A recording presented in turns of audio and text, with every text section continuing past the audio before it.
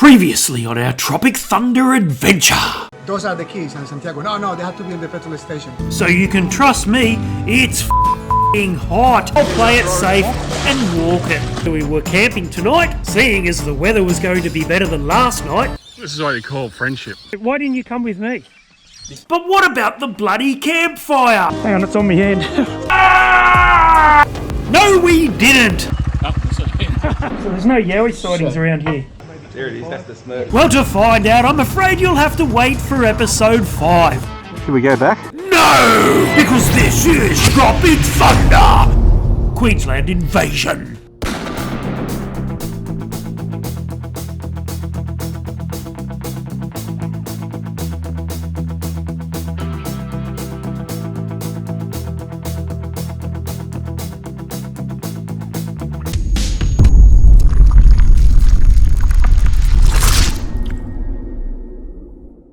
G'day everyone, Artist Wade here, picking up from where we left off in episode 4, and we're about to enter someone's property, and Big Mick is about to open the gate when he looks up and notices a sign. Big Mick is now closing the gate, and it looks like we're going back. I for one was happy we were going back, because I'll tell you what, we could all feel the crosshairs lining up on our helmets. But if we happen to lose one member of the team, well, I'm okay with that, as long as that member isn't me. Although I must say, I wouldn't like to lose Gaz, Big Mick, Brendo, Santiago, Andres, Rocket, and of course our lead rider, Bingus Khan, which only leaves Big Mick's mate, Greig, aka Strange. But seeing as he was a bit of a blow-in, well, we could sacrifice him.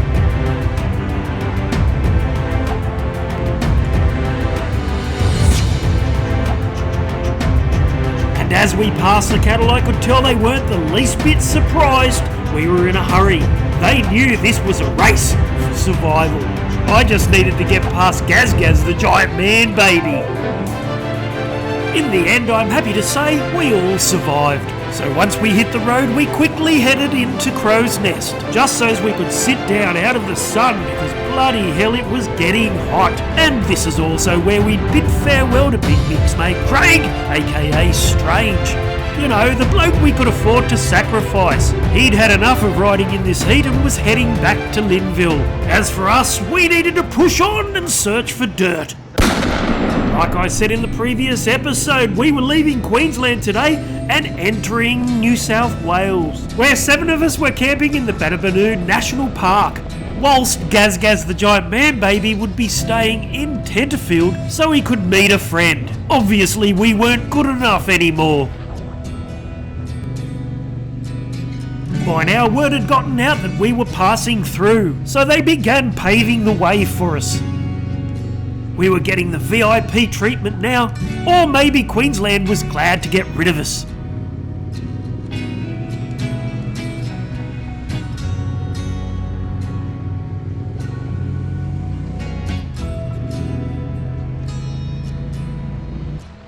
Now I really need to stress something here, my fellow adventure riders. It was hot. It was absolutely sizzling. And I know I said it was hot in previous episodes, but it was way f***ing hotter today. It was so f***ing hot, cows were producing evaporated milk and chickens were laying hard-boiled eggs. And by the time we arrived in the Lockyer Valley, well, it was even worse. The heat was absolutely stifling. Oh, it's hot. Thank God someone had the common sense to stop for lunch.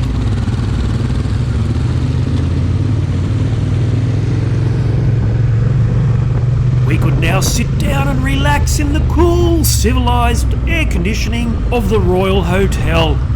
And just between you and I normally hate stopping for lunch, but seeing as we were camping tonight, I'd enjoy a big meal now, so I wouldn't need to pack a lot of food on the bike when we head out to our camping spot by the Boonoo River tonight. Winner, winner, chicken dinner. Cheers. Cheers. Cheers. Try choosing. Cheers. Nothing beats sitting down to a tasty, well-earned meal after a big morning's ride. And the food served at the Royal Hotel was absolutely delicious. 38 degrees in Sydney too. That's cool. Thank you, thank you. I am. We are. Don't have any pepper in that. Spent years in have one of these.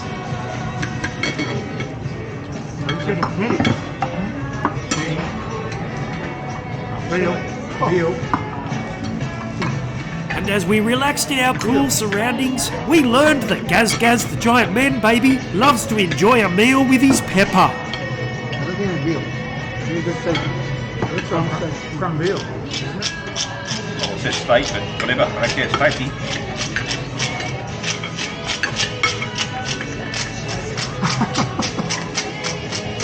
What are you doing?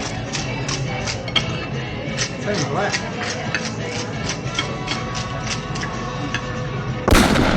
We were off like prawns in the sun, which wasn't far from the truth because we were once again cooking ourselves on this super hot day. It was well over 40 degrees now, and the only person enjoying the road ride was Big Mick, aka Hardcore Mick.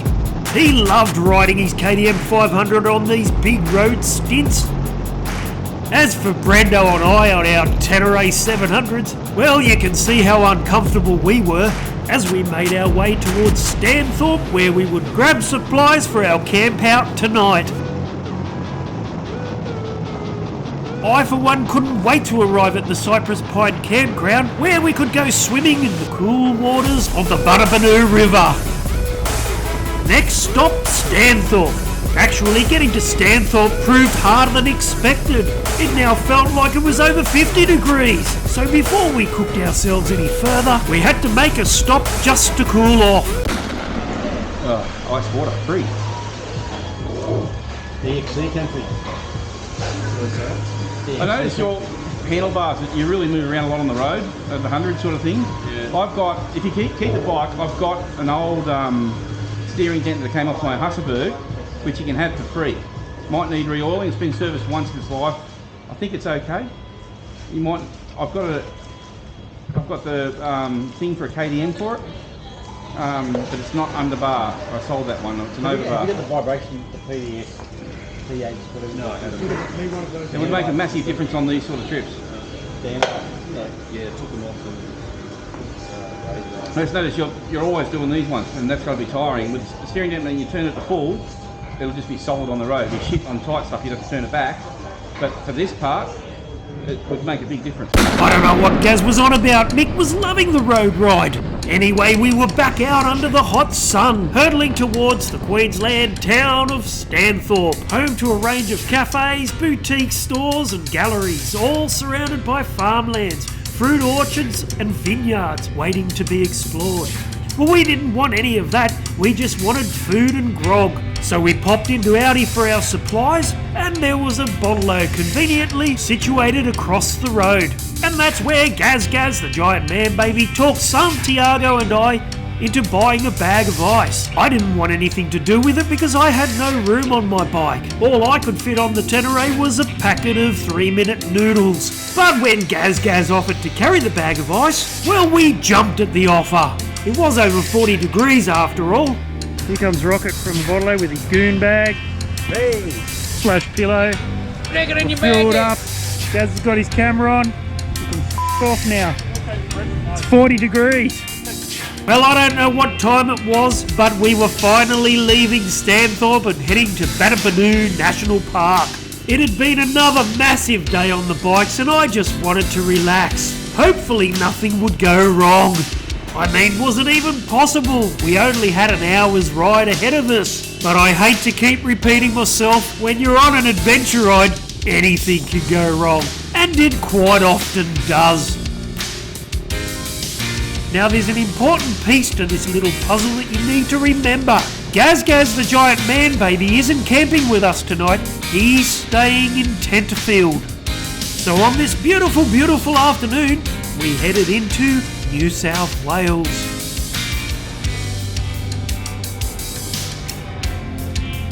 Now here's where things get a little complicated once again. When we plan these trips, well, when Dingus Khan does, he sends everyone GPS files and instructions regarding the entire adventure. The whole operation is run with military precision. I for one don't look at any of that crap. Hell, I don't even own a GPS. I just make sure I stick like glue to our lead rider Bingus Khan. That way I'll only ever get lost if he's lost. And the only time it gets a little awkward is when we're having a shower. But apparently there was a change made to tonight's destination. Originally, Bingus Khan had organised tonight's camping spot not at the Cypress Pine camp spot, but at a camping spot called Bald Rock. Clearly he did that in honour of himself, Rocket and I. But then, at the 11th hour, he changed his mind. Now apparently a memo was sent out to everyone, but it seems that not everybody received the message. So to cut a long story short, half of us were about to go to one side and half of us to the other. Now there's no need to guess who I was with. I was following our fearless leader, bada boom bada bing Bingus Khan, along with Brendo and Gaz Gaz. But when we realised the other boys weren't with us, Gaz Gaz decided to turn around to see what was going on. Now remember, Gaz Gaz was staying in Tenterfield, so he still had another 30 odd kilometres to ride. Not to mention he was also carrying our bag of ice. So off Gaz Gaz, the giant man baby, raced all the way to the Bald Rock turn-off and back.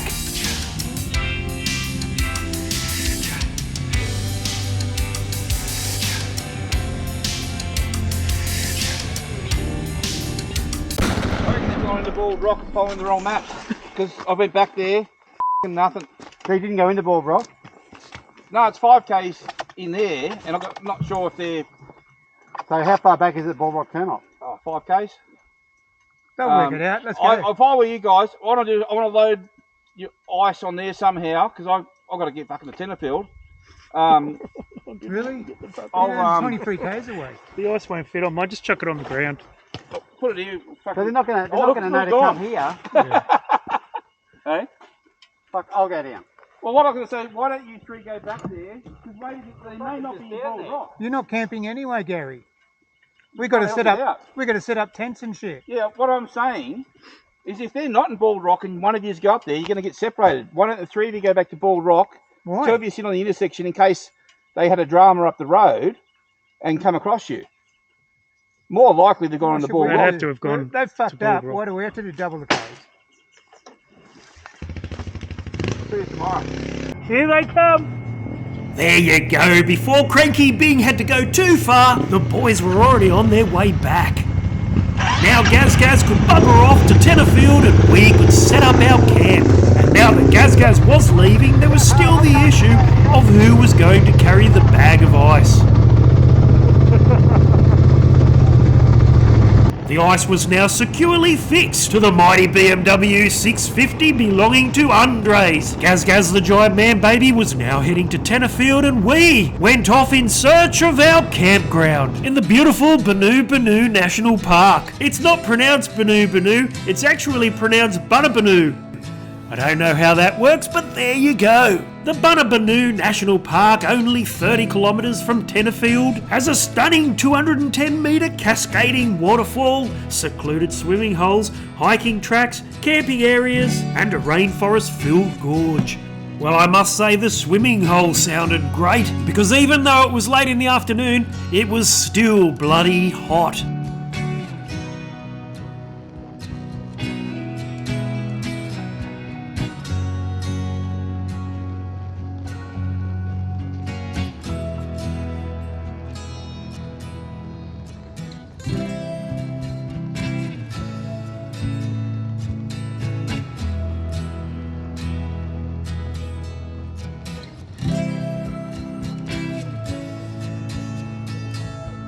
Here we were, boys and girls, we'd finally arrived at the Cypress Pine campground. We could now set up our tents and camp, because this would be our home for the night, right next to the Boonoo River. The perfect spot to cool down, and we had it all to ourselves.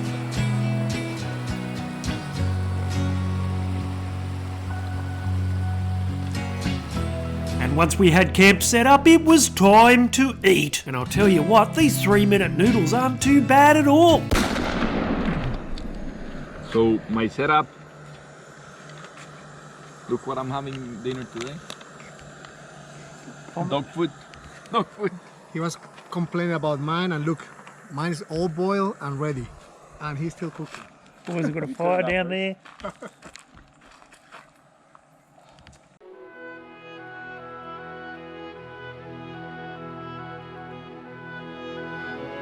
Friday morning at the Cypress Pine Campground was looking like another perfect day. At first it was only Rocket and I awake, but eventually everyone was ready and waiting. Ready and waiting for our lead rider, bada boom bada bing, Bingus Khan. Just waiting for the route leader to get ready. He hadn't even packed his bloody tent up yet. Still waiting for Bing. 45 minutes. Bada boom, bada bing. Bingus Khan finally got himself packed up. It only took an hour, and we were now hurtling towards Tenterfield for breakfast, where our mate Gaz the giant man baby had already sussed out the best cafe and was patiently waiting for our arrival. I, for one, was starving for breakfast and couldn't wait to get to Tenterfield, the historic town in the rolling New England region, home to elegant wineries and superb wilderness, known as the birthplace of Australia. This is the town where Sir Henry Parkes made his famous 1889 speech calling for Australia's federation. This beautiful town is also the home of the Tenterfield Saddler, the building which inspired Peter Allen's famous song.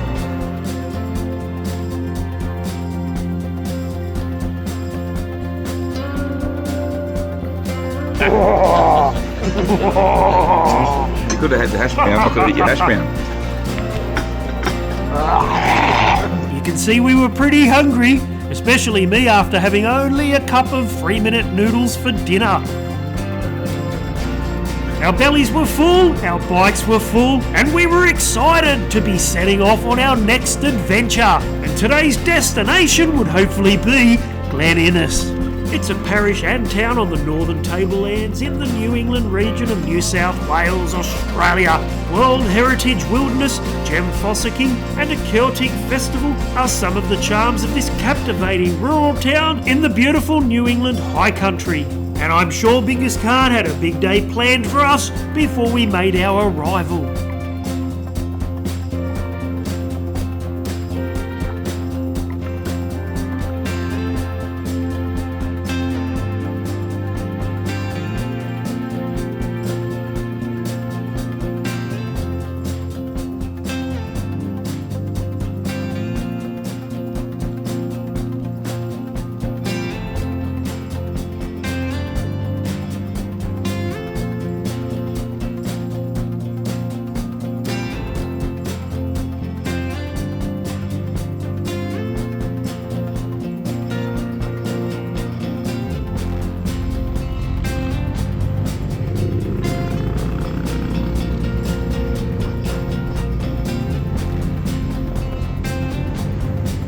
And just when it felt like we could meander our way like this all the way to Glen, Bingus Khan had sniffed out another track.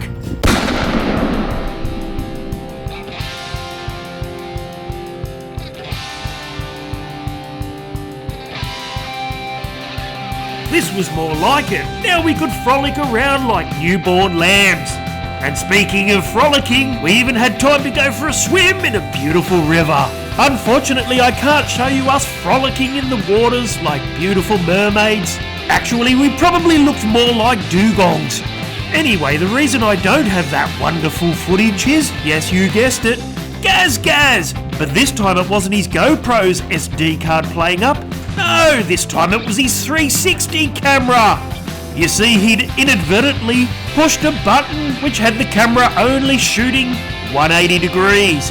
Basically, he'd filmed his big head for an entire day, and nobody wants to see that. As for us, well, we had to go back the same way we had come, and that's when things took an unexpected turn.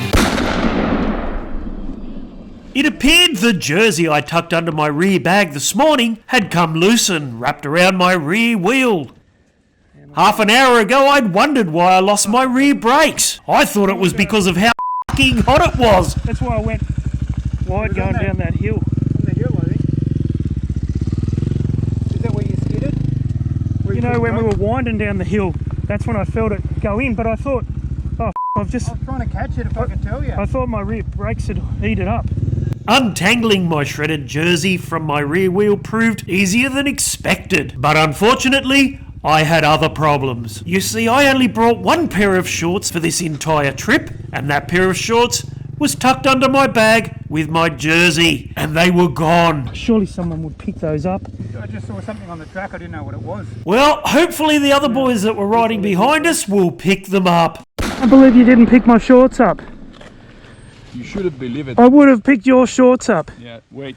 Can I talk or not? Yes. Everyone agrees that they look like an old rag piece of shit. If you But were a normal person, yeah, that that's were normal stuff. so you knew they were mine. No! They look like homeless people's shorts. How do you like that? Nobody f***ing cared. I now had to go back and look for my shorts. Hopefully I could find them. But until then, hit the like and subscribe button, everyone, because I'm artist Wayne Dowsent. Motherfucker. And this is Tropic Thunder. Queensland Invasion.